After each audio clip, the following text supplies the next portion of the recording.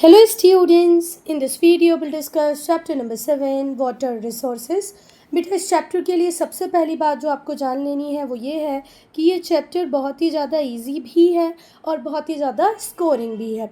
ठीक है, बहुत सारा जो कंटेंट इस चैप्टर में गिवन है मैक्सिमम आप उसको कहीं ना कहीं पढ़ चुके हैं या पहले से जानते हैं। थोड़ा बहुत कुछ ऐसा होगा जो आपको नहीं पता होगा तो वो हम पढ़ लेंगे। तो ऑल इन ऑल ये चैप्टर है तो इजी ही। चलो अब हम देखते हैं पढ़ना क्या है इस चैप्टर में। तो सबसे पहले हम डिस्कस करेंगे वाटर के सोर्सेज को, कहाँ कहाँ से हमें पानी मिलता है। फिर हम डिस्कस करेंगे सरफेस वाटर को, अर्थ के ऊपर जो पानी अवेलेबल है, और ग्राउंड वाटर को, अर्थ के अंदर जो पानी अवेलेबल है। ठीक है, then conservation of water, water को हमें कंजर्व करके रखना है, उसे संरक्षित करना है ना, बचाना है। देन नीड फॉर कंजर्वेशन, अब यहाँ पर दिमाग में आ रहा होगा कि भाई हमारी अर्थ के ऊपर 71% वाटर है, रेनफॉल हर ईयर इतनी होती है कि फ्लड्स आ जाती हैं, तो फिर क्यों वाटर को कंजर्व करना है। तो ये भी हम बहुत अच्छे से पढ़ेंगे भाई कि क्यों आज के टाइम की बेडली नीड है वाटर कंजर्वेशन। देन हम डिस्कस करेंगे कंजर्वेशन प्रैक्टिसेस को, रेन वाटर हार्वेस्टिंग को, कि कितने डिफरेंट मेथड से हम रेन वाटर हार्वेस्टिंग कर सकते हैं। देन हम डिस्कस करेंगे इरिगेशन को, खेतों में पानी जब हम देते हैं बेटा तो उसे इरिगेशन कहते हैं। खेतों में पानी देना बहुत ज़रूरी है क्योंकि वो फूड प्रोड्यूस कर रहे हैं, है ना। तो इरिगेशन की क्या इम्पोर्टेंस है, कौन कौन सी मेथड्स हम इरिगेशन के लिए यूज़ कर सकते हैं, वो भी हम पढ़ेंगे। Students, can be survive without water? आप सबका आंसर होगा नो, है ना। वाटर बहुत ही इम्पॉर्टेंट नेचुरल रिसोर्सेज है जिसकी वजह से हम सर्वाइव कर पा रहे हैं, है ना। अगर आपको लाइफ को सस्टेन करना है तो वाटर इम्पॉर्टेंट है, बिना वाटर के तो लाइफ होगी ही नहीं। ठीक है, जैसे एयर अवेलेबल है हमारे नेचर में, वाटर अवेलेबल है हमारे अर्थ के अंदर भी, अर्थ के ऊपर भी, एयर में भी, है ना। और मुझे बताओ क्या इसके बिना हम फूड प्रोड्यूस कर सकते हैं? नहीं कर सकते। तो जैसे एयर और वाटर एसेंशियल है फूड प्रोडक्शन के लिए, जो कि अदर नेसेसिटी है हमारी लाइफ की, क्या सिर्फ हम पानी पीकर ज़िंदा रह सकते हैं? बिल्कुल नहीं, फूड भी चाहिए। तो फूड क्या बिना वाटर के प्रोड्यूस हो सकता है? नहीं हो सकता। क्लियर है। तो वाटर ड्रिंकिंग पर्पज़ के लिए तो हमारे लिए इम्पॉर्टेंट है ही, साथ ही साथ फूड प्रोडक्शन के लिए भी बहुत इम्पॉर्टेंट है। अब तक हमने जो जाना है उसमें यही बात पता चली है कि अर्थ अकेला ऐसा हेवनली बॉडी है out of all the planets जिसके ऊपर वाटर अवेलेबल है सो फॉर। ठीक है, अभी तक, क्योंकि बेटा देखो साइंटिफिक डिस्कवरीज कंटिन्यू हैं, हो सकता है कहीं और पानी के सोर्सेज मिल जाएं अर्थ के अलावा भी, पर अभी तक जितना हम जानते हैं हमें पता है कि वाटर अर्थ के ऊपर ही अवेलेबल है out of all the heavenly bodies. और इसी की वजह से हमारी लाइफ पॉसिबल हो पाई है क्योंकि अर्थ के ऊपर एयर और वाटर दोनों ही अवेलेबल हैं। वाटर एक रिन्यूएबल रिसोर्स है, आप सबको ही पता होगा कैसे रिन्यूएबल है। हर साल हमारी कंट्री में अच्छी खासी बारिश होती है ना। अभी भी मोस्ट ऑफ द स्टेट्स में फ्लड की प्रॉब्लम हम देख रहे हैं। हमारे यहाँ मध्य प्रदेश में तो ऐसा कहा जा रहा है कि अब तक की सबसे ज़्यादा बारिश मध्य प्रदेश में हुई है, जो जितनी एवरेज होती थी उससे कहीं ज़्यादा बारिश मध्य प्रदेश में हो चुकी है। क्लियर है। तो वाटर रिन्यूएबल रिसोर्स कहा जाता है, क्यों? क्योंकि ये अपने आप को रेप्लेनिश कर लेता है। अगर इस साल नदियों में पानी का जो क्या बोलते हैं क्वांटिटी थी, अगर वो कम हो गई, अंडरग्राउंड जो वाटर था वो कम हो गया, तो जब बारिश होगी तो नदियों का जो पानी है वो भी बढ़ जाएगा, अंडरग्राउंड वाटर भी रिचार्ज हो जाएगा। इसीलिए हम इसे क्या कहते हैं? Renewable source. ठीक है, और ये जो वाटर अपने आप को रिप्लेनिश करता है ये किसके थ्रू करता है? वाटर साइकिल के थ्रू। अब बेटा वाटर साइकिल को मुझे यहाँ पर एक्सप्लेन करने की ज़रूरत नहीं, आप सबको पता ही होगा कि अच्छा कर ही देती हूँ। देखो, हमारे अर्थ की सरफेस पे बहुत सारा पानी होता है जो एवापोरेट होके ऊपर की तरफ जाता है, वहाँ पर कंडेंसेशन होता है, क्लाउड फॉर्मेशन होते हैं और बारिश हो जाती है। इसी को हम क्या कहते हैं बेटा? Water cycle. Ocean seas most important source है वाटर वेपर का, और ये जो वाटर वेपर बनती है, जो वाटर साइकिल को कंप्लीट करती है, वो वाटर वेपर मेजरली कहाँ से बनती है बेटा? ओशन से, सीज से। वाटर वेपर जैसे ही एंटर होता है एटमॉस्फेयर में थ्रू एवापोरेशन, एवापोरेशन का मतलब पता है ना, पानी का वेपर में कन्वर्ट हो जाना। क्या होता है? एवापोरेशन। अब ये ऊपर की तरफ जाएगा, वहाँ पर कंडेंस हो जाएगा और क्लाउड्स बनाएगा, फिर वाटर रिटर्न अर्थ पे आ जाएगा in the form of precipitation. अब यहाँ प्रिसिपिटेशन क्यों लिखा है, रेनफॉल क्यों नहीं लिखा? क्योंकि पानी का किसी भी फॉर्म में अर्थ के ऊपर आना प्रिसिपिटेशन कहलाता है। रेनफॉल उसमें से एक तरीका है बेटा, स्नोफॉल भी होता है, हिल भी होता है। तो रेनफॉल के फॉर्म में आए या स्नोफॉल के फॉर्म में आए, किसी भी फॉर्म में अर्थ को ये पानी वापस मिल जाएगा। इसीलिए यहाँ पर क्या लिखा है? प्रिसिपिटेशन, क्योंकि प्रिसिपिटेशन का एक फॉर्म रेनफॉल है, बाकी स्नोफॉल भी प्रिसिपिटेशन ही है, पानी तो आ ही रहा है ना अर्थ के ऊपर, भले ही स्नो के फॉर्म में आए।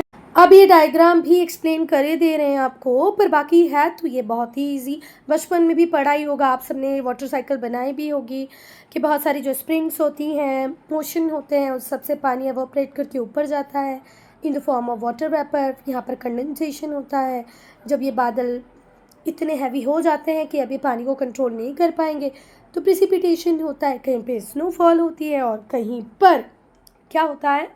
रेनफॉल होती है। देखो ये जो हमारे ट्रीज़ हैं, ये भी बहुत सारा पानी in the form of water vapour हमारे एटमॉस्फेयर को दे देते हैं in the process of transpiration. अब जो पानी गिरता है उसका कुछ पानी अंदर चला जाता है, परकोलेट हो जाता है ज़मीन के अंदर, ग्राउंड वाटर को रिचार्ज करता है। अब बेटा एक और बात जिससे आप अवेयर हैं कि भाई हमारी अर्थ का जो 71% पार्ट है वो वाटर से कवर है, ठीक है। सिर्फ 29% ऐसा पार्ट है अर्थ का जहाँ पर लैंड एरिया, माउंटेन, हिल्स हैं, बाकी 71% पे तो क्या है? पानी ही पानी है। 97% जो वाटर अवेलेबल है हमें वो ओशंस और सीज़ में होता है, जो कि सलाइन होता है और ह्यूमन कंजम्पशन के लिए अनफिट है। उसमें सॉल्ट की क्वांटिटी इतनी ज़्यादा है कि हम उसे कंज्यूम नहीं कर सकते। पर बेटा ये कुछ ही केसेस में अब वैलिड है, क्योंकि पूरा सऊदी अरेबिया तो इसी पानी को पी रहा है। कैसे? इस पानी को कन्वर्ट करके, सॉफ्ट वाटर में कन्वर्ट करके। तो आजकल ऐसे प्लांट्स अवेलेबल हैं जो ओशन के सॉल्टी वाटर को सॉफ्ट वाटर में कन्वर्ट कर देते हैं। इंडिया भी ऐसे कर सकता है, पर अभी हमें इतनी बैडली नीड आई नहीं है। जिस दिन आ गई उस दिन हम भी सोचेंगे।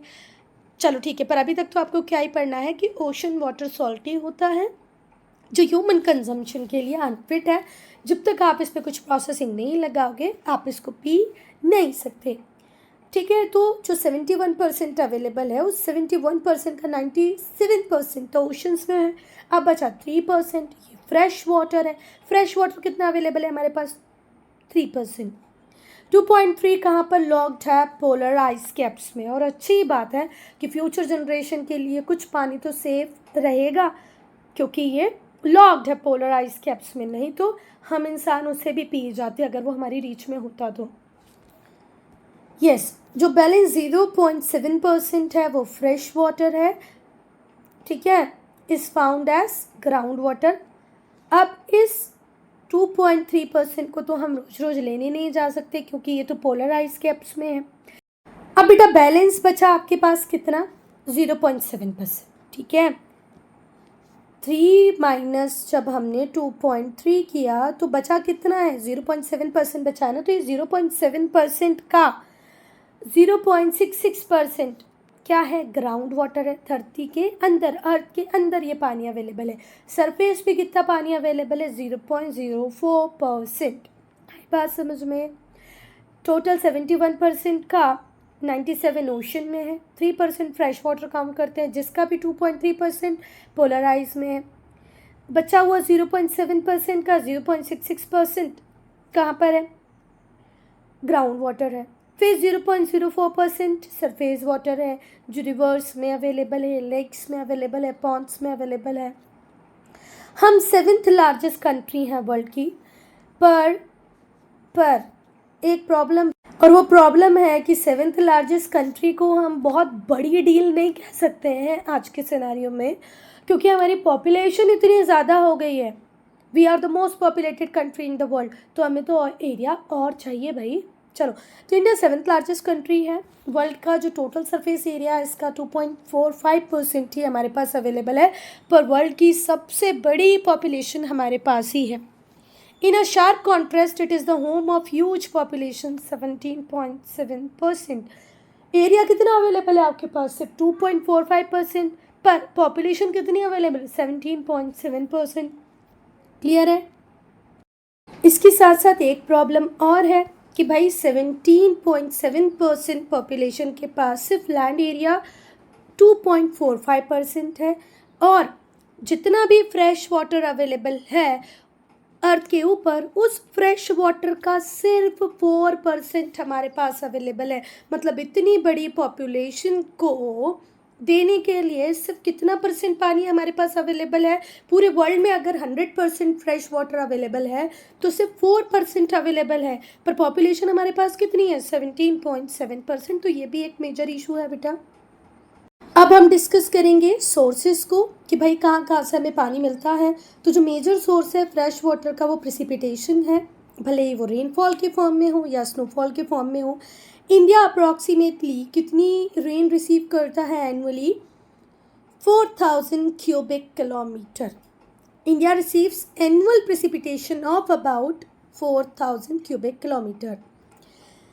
बहुत सारा जो इसका पार्ट है वो एवापोरेशन में लॉस्ट हो जाता है और प्लांट ट्रांसपिरेशन में। क्लियर है? एक बहुत बड़ा पार्ट जो होता है इस रेन वाटर का, वो परकुलेट हो जाता है, मतलब ज़मीन उसे सोख लेती है, वो पानी इनफिल्ट्रेट हो जाता है, ज़मीन के अंदर चला जाता है, जो बाद में हमारे लिए अवेलेबल होता है एज ग्राउंड वाटर। क्लियर है? तो मेजर सोर्स जो है फ्रेश वाटर का वो है प्रेसिपिटेशन, भले वो रेनफॉल के फॉर्म में हो या स्नोफॉल के फॉर्म में हो। इंडिया अप्रॉक्सीमेटली 4000 क्यूबिक किलोमीटर पानी मिलता है इसको प्रेसिपिटेशन के फॉर्म में। इसका कुछ पार्ट एवापोरेशन में चला जाता है, कुछ पार्ट प्लांट ट्रांसपिरेशन के थ्रू भेज देते हैं एटमॉस्फेयर को।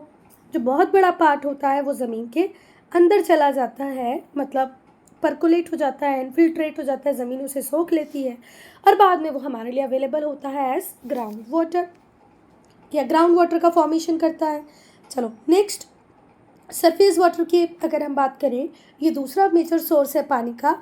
वो जितना भी पानी जो हमारी रिवर्स में, कैनाल्स में, लेक्स में, पॉन्ड्स में, टैंक्स में अवेलेबल है उसे हम सरफेस वाटर कहेंगे। नदियाँ धरती के ऊपर बहती हैं, टैंक धरती के ऊपर है, नहरें मतलब कैनाल्स भी धरती के ऊपर ही हैं, अर्थ के ऊपर हैं, तो ये सब हमारे लिए सरफेस वाटर का काम करेंगे। Rivers are the main source of fresh water. Out of these all सबसे ज़्यादा फ्रेश वाटर हमें किस में मिलता है? रिवर्स में। देन इंडिया बहुत ज़्यादा ब्लेस्ड है क्योंकि हमारे पास बहुत सारी रिवर्स हैं, कुछ बहुत बड़ी भी है जैसे इंडस, ब्रह्मपुत्र, गंगा, कुछ मीडियम साइज़ की हैं जैसे नर्मदा, तो कुछ स्मॉल रिवर्स भी हैं। नर्मदा और गोदावरी मीडियम साइज़ की रिवर हो गई, बहुत सारी स्मॉल रिवर्स भी इंडिया में है।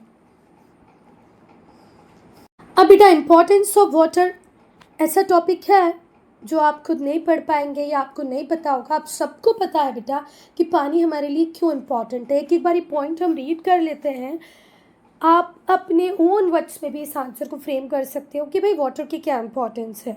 ठीक है, इरिगेशन करना है हमें, अगर खेतों में पानी देना है, खेतों में पानी देने को क्या कहते हैं? इरिगेशन। खेतों में पानी नहीं दोगे तो क्रॉप नहीं होगी, क्रॉप नहीं होगी तो फूड नहीं मिलेगा। क्लियर है? तो water is needed for irrigating agricultural field. खेतों में पानी देना ज़रूरी है, इसलिए पानी महत्वपूर्ण है, इम्पॉर्टेंट है। Then water is also needed by industries for cooling pipes and boilers. बहुत सारे जो पाइप्स होते हैं, बॉयलर्स होते हैं, उनको कूल करने के लिए भी इंडस्ट्रीज़ को पानी की ज़रूरत है। पर एक बात मुझे बताओ, ये तो एक सेकेंडरी पर्पस हो गया कि बॉयलर को ठंडा करना है, पाइप्स को ठंडा करना है। आपकी जो कोल्ड ड्रिंक्स बनती हैं, क्या उनमें पानी नहीं लगेगा? क्या जब हम शैम्पू, कंडीशनर बना रहे हैं, ब्रेड बना रहे हैं, बिस्किट बना रहे हैं, तो क्या इनमें पानी नहीं लगता? सब में पानी लगता है।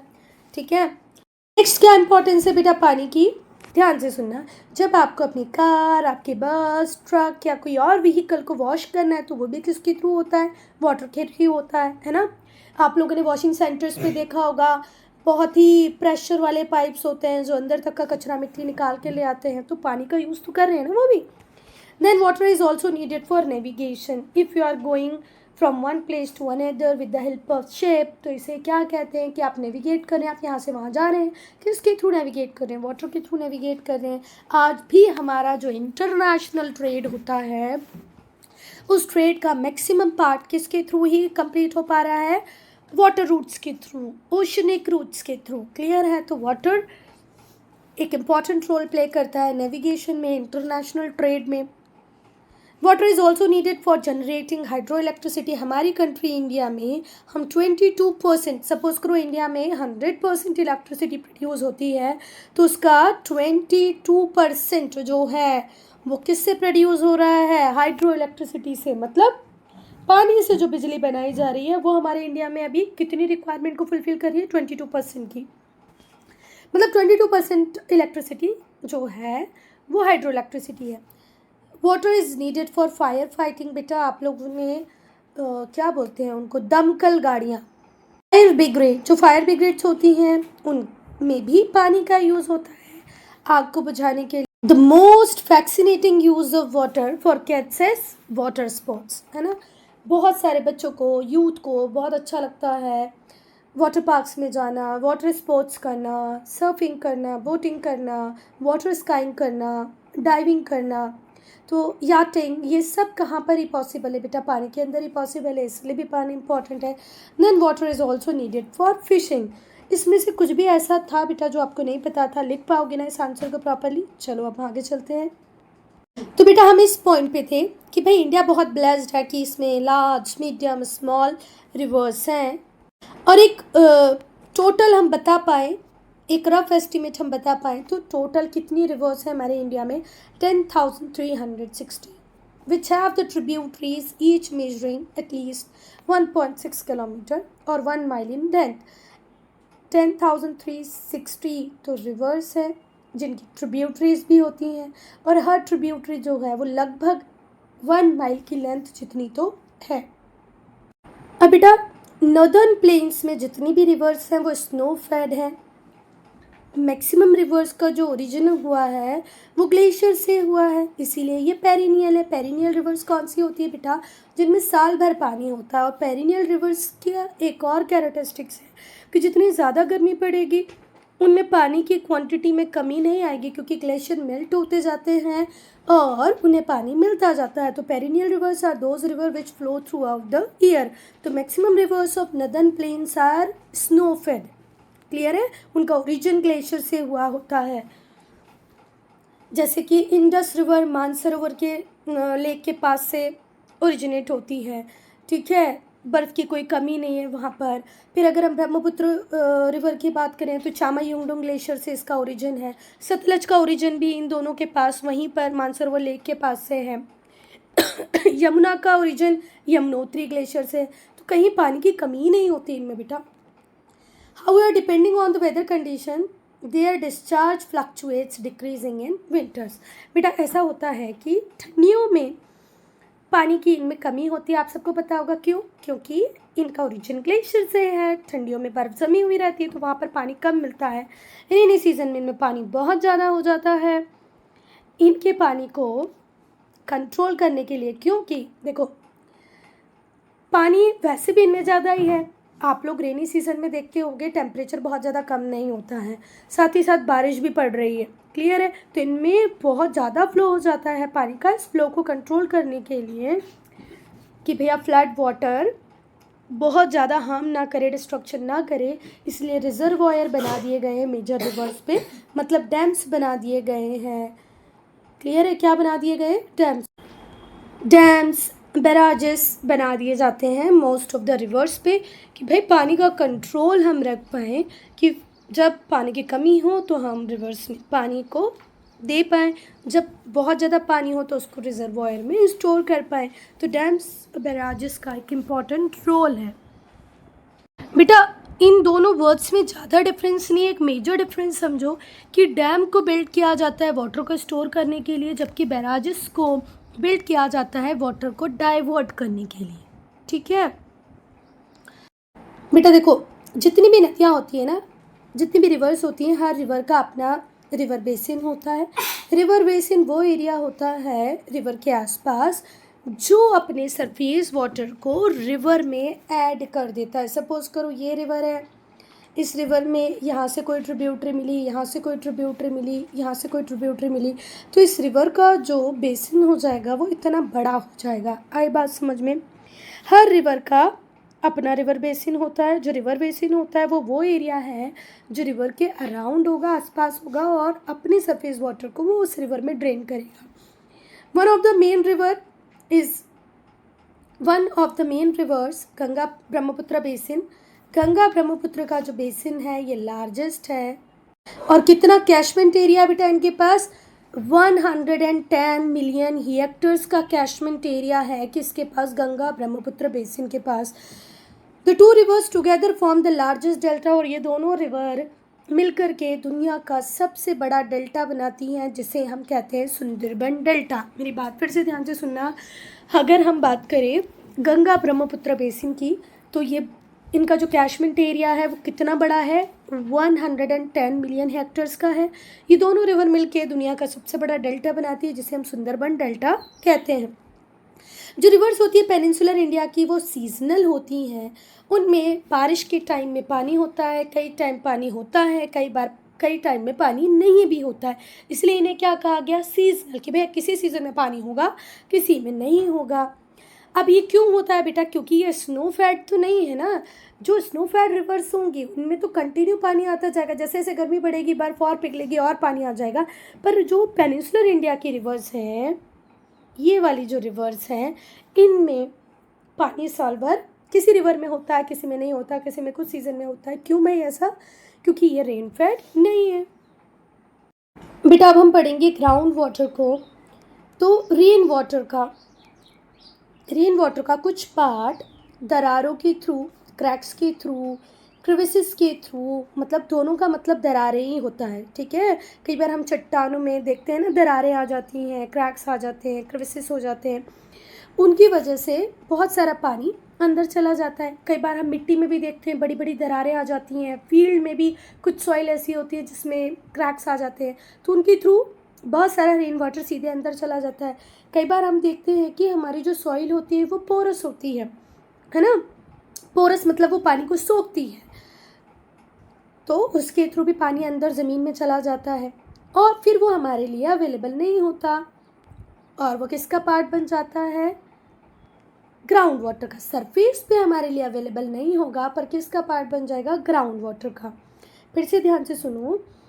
रिवर वाटर का वो पार्ट जो दरारों के थ्रू, पोरस सॉइल के थ्रू रिस कर ज़मीन में चला जाता है, वो सतह पर उपलब्ध नहीं होता, मतलब सरफेस पे अवेलेबल नहीं होता, और वो भूजल, ग्राउंड वाटर को हिंदी में क्या कहते हैं? भूजल का पार्ट बन जाता है ना। ग्राउंड वाटर को रिचार्ज कर देता है।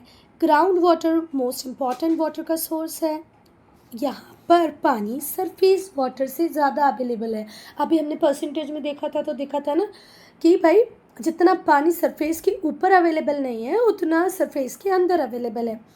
जो डिस्ट्रीब्यूशन है ग्राउंड वाटर का बहुत ज़्यादा अनइवन है। कुछ सरफेसेस पे तो सैलो डेप्थ में आपको पानी मिल जाएगा, और कहीं कहीं पानी के लिए आपको ग्रेट डेप्थ तक जाना पड़ता है।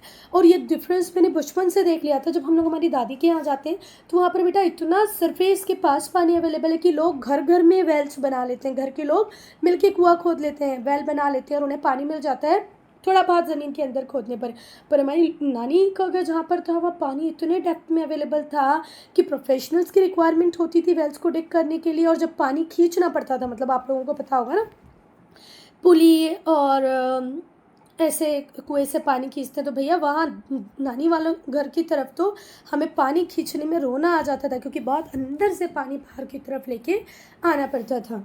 रोप, पुली, बकेट अंदर डालो, फिर वो अंदर जाएगी, बाहर आएगी, एक बाल्टी पानी खींचने में रोना आ जाए, इतनी डेप्थ में वो कुएं होते थे। अब बेटा कहाँ पर कितना ग्राउंड वाटर अवेलेबल होगा इसका अंदाज़ा हम नहीं लगा सकते, ठीक है। ये डिपेंड करता है उस एरिया की टोपोग्राफी पे, जियोलॉजी पे और क्लाइमेटिक कंडीशंस पे।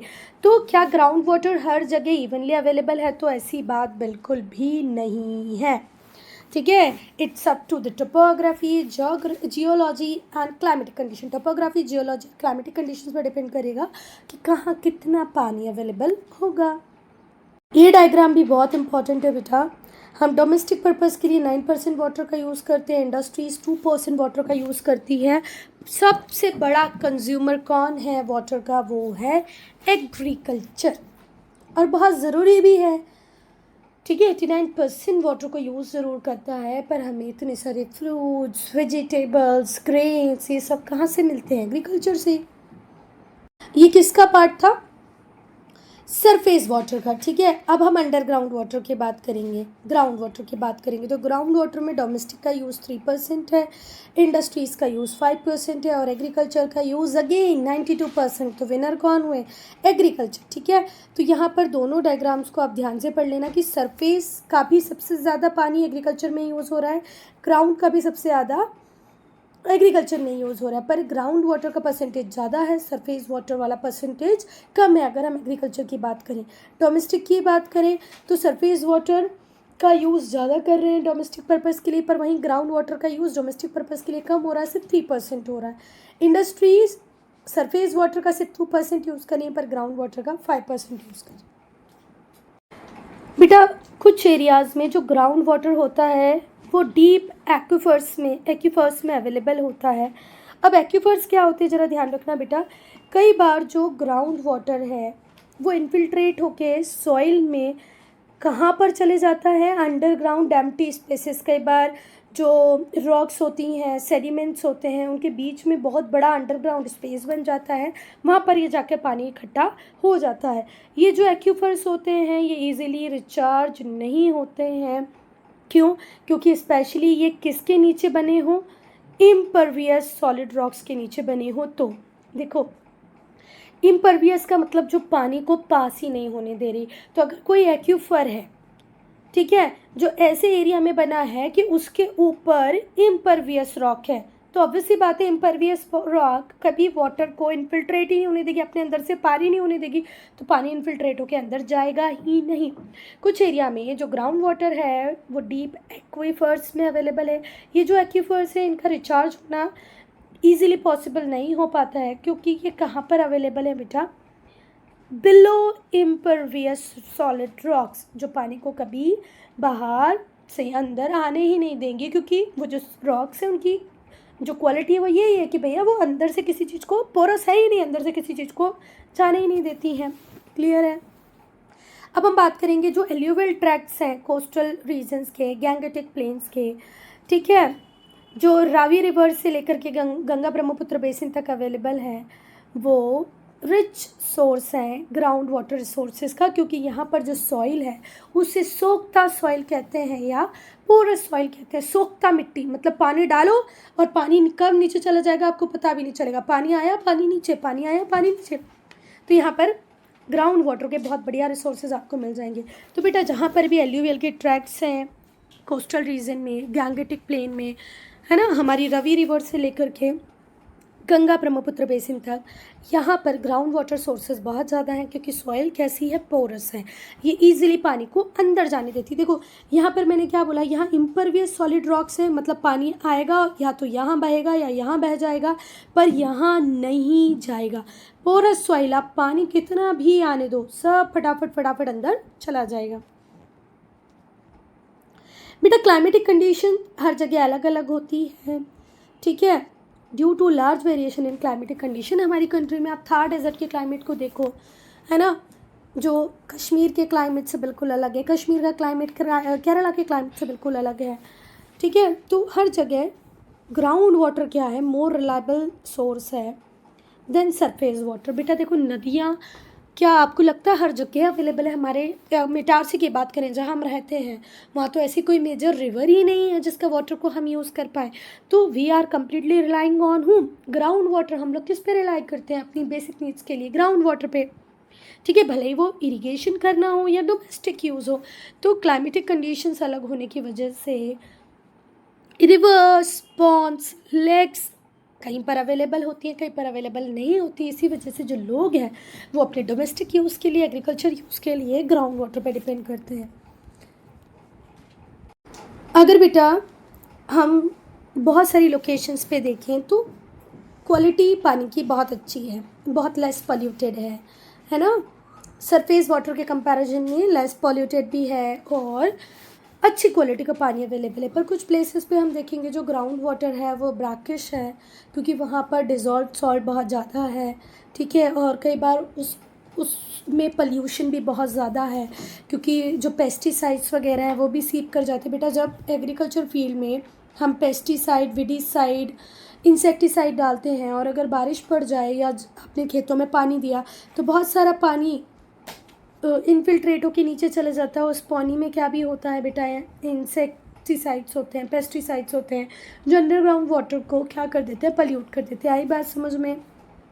कई बार आपने खेतों में दवाई डाली, मतलब पेस्टिसाइड, विडीसाइड्स डाले, है ना, फर्टिलाइज़र डाला और बारिश हो गई तो वो पानी बह के नदियों में मिल गया। तो इस तरीके से नदियों का पानी भी पल्यूट होता है और वो अंदर सीप कर जाएगा, परकोलेट हो जाएगा, तो अंडरग्राउंड वाटर को भी पल्यूट कर देगा। तो बहुत सारी लोकेशंस पे देखना पड़ता है कि भाई पानी पीने योग्य है कि नहीं है। हम डिस्कस करेंगे लगून्स को और बैक वाटर्स को। इंडिया की अच्छी खासी लंबी क्या है बेटा, कोस्ट लाइन है, ठीक है। अगर हम मेन लैंड की बात करें यहाँ से लेकर यहाँ तक, तो इसकी लेंथ कितनी है, 7422। पर अगर हम अंडमान निकोबार और लक्षद्वीप की कोस्ट लाइन को भी मिला लें, कोस्ट लाइन आपके लैंड एरिया का वो पार्ट होता है जो ओशन से कनेक्ट करता है। तो ये कोस्ट लाइन अगर हम मिला लें, ये कोस्ट लाइन भी हम मिला लें, तो टोटल हमारी कोस्ट लाइन हो जाती है 7516 किलोमीटर्स की, क्योंकि ये कितने की है, 7422 की। और फिर अगर इनकी सेपरेट देखें तो वो है 2094 किलोमीटर की। आगे बात समझ में? फिर से समझने की कोशिश करो। अगर हम इंडिया की कोस्ट लाइन की बात करें तो हम बहुत ब्लेस्ड हैं, एक अच्छी खासी कोस्ट लाइन हमारे पास अवेलेबल है। ये यहाँ से स्टार्ट होके यहाँ तक, ठीक है, ये कोस्ट लाइन हमारे पास अवेलेबल है। इसकी लेंथ कितनी है, 5422। फिर हमारे पास लक्षद्वीप भी है, अंडमान निकोबार भी है, इनकी कोस्ट लाइन कितने की है, 2094 की। अगर आप इन दोनों को प्लस कर देते हो तो कितने की कोस्ट लाइन आपके पास अवेलेबल होती है, 7516 किलोमीटर की, 7516। बेटा एक बार बैक वाटर को और अच्छे से देख लो। बेटा देखो, ओशन वाटर है, ओशन वाटर में जब भी करेंट्स आती हैं और कई बार करेंट्स बहुत ज़्यादा तेज़ी से आ रही हैं, ठीक है, तो क्या होता है, टाइड्स आ रही हैं सपोज़ करो, है ना, बहुत ज़्यादा उनमें पानी ज़मीन की तरफ आ गया। अब यहाँ पर ज़मीन में थी ढलान, क्या थी, ढलान। अब जब ये पानी अंदर की तरफ आया और यहाँ पर थी ढलान, मतलब थोड़ी सी गहराई, तो ये पानी वापस तो जाएगा नहीं। ओशन करेंट्स में इतना फोर्स था कि फोर्स की वजह से तो ये अंदर आ गया, पर अब इस पानी को कोई फोर्स देने वाला है क्या, ये बाहर जाएगा, नहीं जाएगा, तो ये यहीं पर जमा होकर रह जाएगा। इसीलिए इसे क्या कहते हैं, बैक वाटर। और हमारा केरला बहुत फेमस है बैक वाटर के लिए। फिर से पढ़ लो एक बार, बैक वाटर वो वाटर बॉडी है जिसे पुश करके लाई है कौन, करेंट्स, कहाँ से, सी से, और अब ये सेपरेट हो गया है by large area of land. जैसे यहाँ तक ओशन था, यहाँ पर तक उसकी करंट आई। बेटा अब हम बैक वाटर को पढ़ेंगे। तो बैक वाटर क्या होता है बेटा, सपोज करो यहाँ पर ओशन है और ये रहा हमारा इंडिया, ठीक है, स्पेशली ये इंडिया का केरला। तो ओशन वाटर, कई बार ओशन करेंट्स इतनी ज़्यादा फोर्स में आती हैं, ठीक है, तो ये पानी को इस साइड लेके आती हैं, हमारे कोस्टल एरिया को टच कर लेती हैं।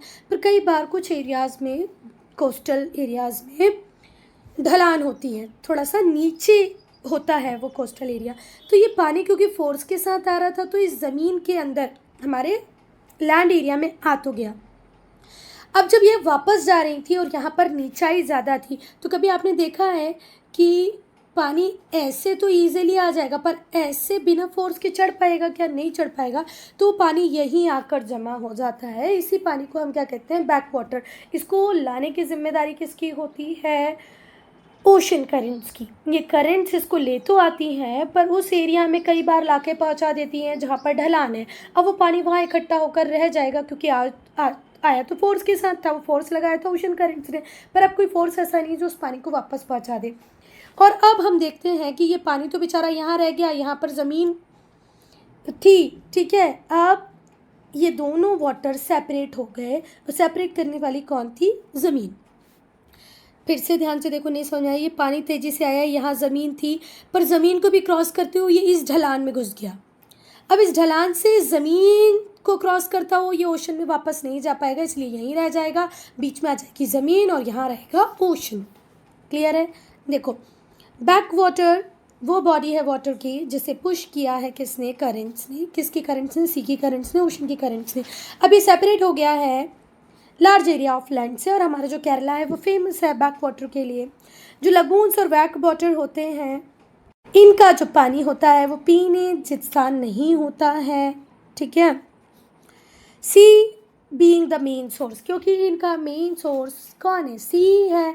सॉल्टी वाटर होता है, ब्रैकिश वाटर होता है, जिसको हम फिट नहीं समझते हैं ड्रिंकिंग के लिए, ठीक है। पर ये सरफेस वाटर की तरह काम करता है। इसको फिशिंग के लिए, फील्ड को इरिगेट करने के लिए, पैडी क्रॉप्स के लिए, कोकोनट के लिए, क्योंकि कोकोनट को तो चाहिए ही सॉल्ट वाटर है, तो कोकोनट इसमें अच्छे से ग्रो हो जाएगा।